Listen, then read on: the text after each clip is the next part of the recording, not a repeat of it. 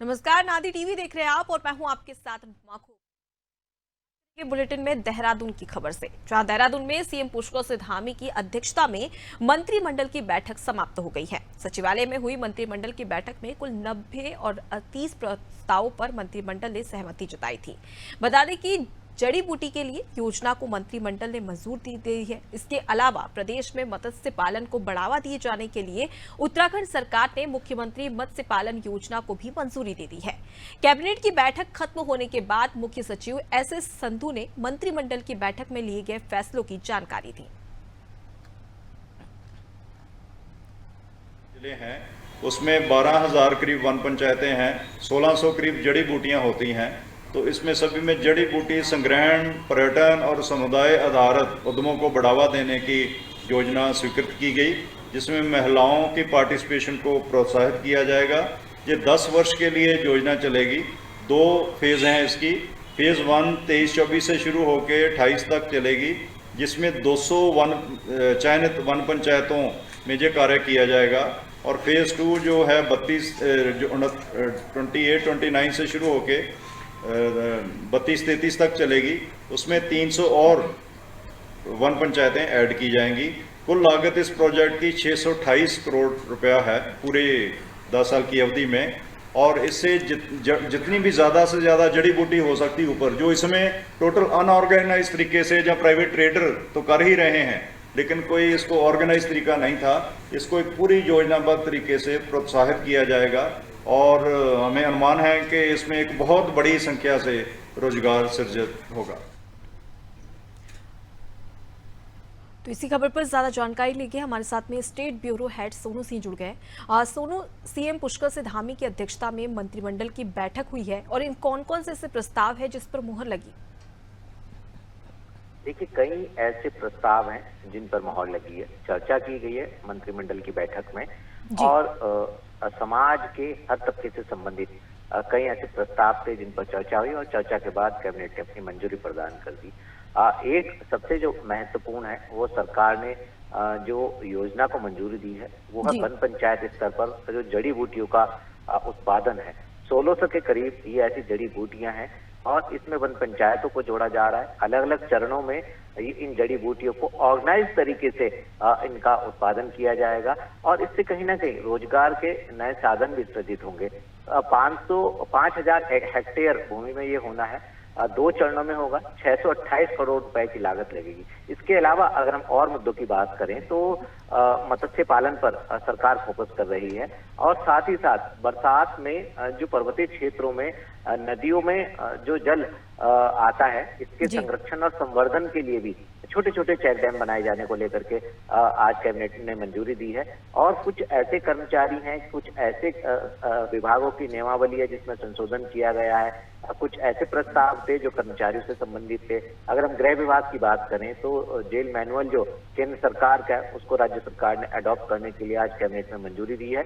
इसी तरीके से तमाम ऐसे पर्यटन से संबंधित मामले हैं, स्वास्थ्य से संबंधित मामले हैं और सौर ऊर्जा के साथ साथ उच्च शिक्षा से संबंधित मामले हैं जिन पर आज कैबिनेट ने चर्चा की। चर्चा के बाद सहमति प्रदान कर दी है।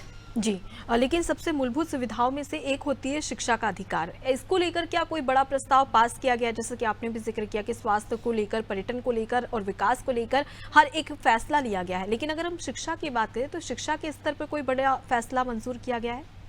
देखिए, शिक्षा से संबंधित 2 पहलुओं पर आज चर्चा हुई है। एक तो ये है कि जो सरकार के स्कूल हैं माध्यमिक स्तर के और जो सरकार के कॉलेजेस हैं, विद्यालय हैं और डिग्री कॉलेजेस, उनमें जो योगा ट्रेनर हैं यानी योग प्रशिक्षक जो हैं उनको आउटसोर्सिंग के माध्यम से रखा जाएगा और उनको कम से कम 3 क्लासें उनको लेनी होंगी। 1 घंटे के सरकार जो है वो 300 रुपए देगी, यानी 900 रुपए प्रति एक दिन का एक योग ट्रेनर को, जो योग प्रशिक्षु होगा उसको दिया जाएगा। और उस योगा ट्रेनर को जो है कहीं ना कहीं एक योगा को बढ़ाने का भी सरकार कोशिश कर रही है।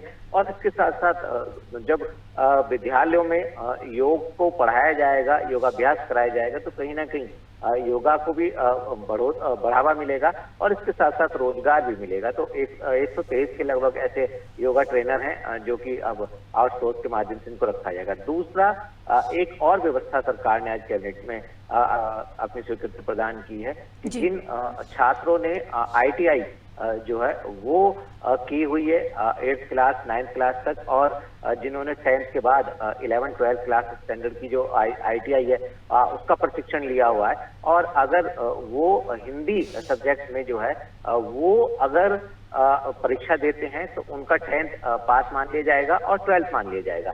तो ये व्यवस्था की है। और इसी तरह से शिक्षा में, उच्च शिक्षा में, पर्यटन में और कई ऐसे विभागों से संबंधित प्रस्ताव थे जिन पर चर्चा की गई और जिसके बाद कैबिनेट ने अपनी मंजूरी जो है वो प्रदान कर दी है। जी सोनू, देख लिया जाए तो तमाम क्षेत्रों को लेकर और तमाम विषय को लेकर चर्चा भी की गई, उसके बाद में प्रस्ताव मंजूर भी हो गए, लेकिन क्या क्राइटेरिया होगा, किस प्रकार से इसका क्रियान्वयन किया जाएगा, क्या इसको लेकर चर्चा हुई है, क्या इसके लिए कोई तरीका सेट किया गया है राज्य सरकार की ओर से?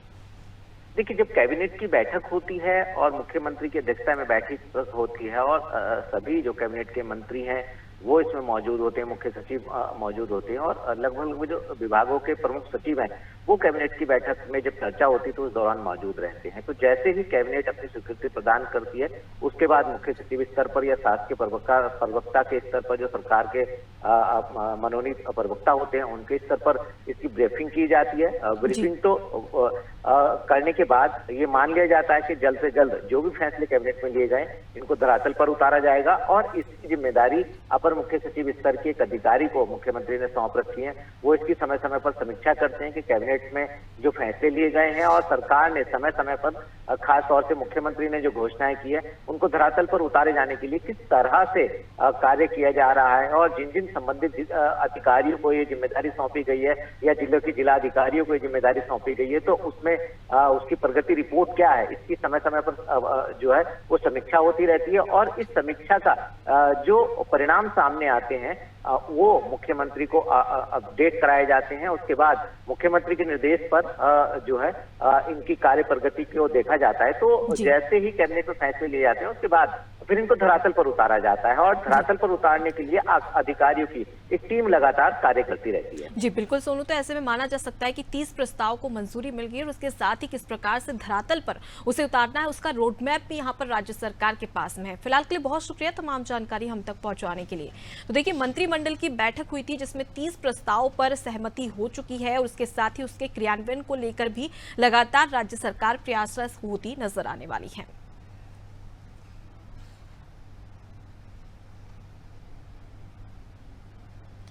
तो देखिए, कई ऐसे प्रस्ताव हैं जिस पर मुहर लगी है राज्य सरकार में, जहां पर गरीबों को लेकर अगर बात कर ली जाए, आवास को लेकर बात कर ली जाए या फिर रोजगार को लेकर भी इस प्रस्ताव में मंजूरी मिली है और सबसे जरूरी शिक्षा और स्वास्थ्य, इन दो मुद्दों को लेकर चर्चा हुई और उसको लेकर भी कई सारे ऐसे प्रस्ताव हैं जो कि पास हुए हैं।